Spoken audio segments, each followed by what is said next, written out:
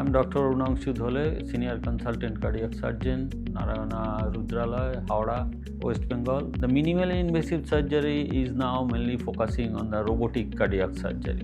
In minimally invasive surgery, the traction system is there for the coronary bypass surgery that mainly causes the pain for the patient in early postoperative period. But the later on, that pain usually goes up very rapidly, and within a week, the patient usually do not feel any pain in the left chest. So in robotic cardiac surgery, this pain can be minimized, and by the robotic assistance, we can take the LIMA harvesting, and we can take the RIMA also from the both side docking. And if we do the complete arterial revascularization, the length of the RIMA is very important here, and if we took the total length of the RIMA, so we can complete all the graft of the heart, like the LED, diagonal, multiple OM and PLV, and also the PDA.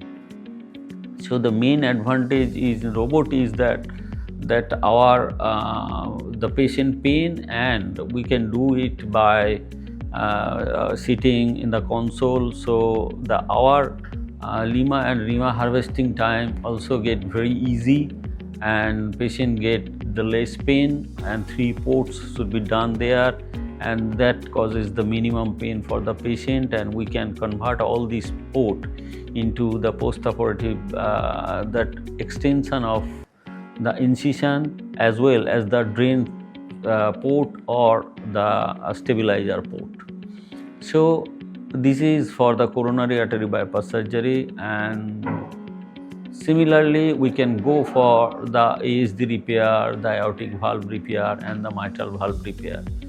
Though this kind of surgery takes too much of that learning time and the learning curve, but if we practice regularly and we become very much efficient with the help of the robot, so all adult cardiac surgery we are doing by the minimally invasive can be done by the robotic assisted surgery also.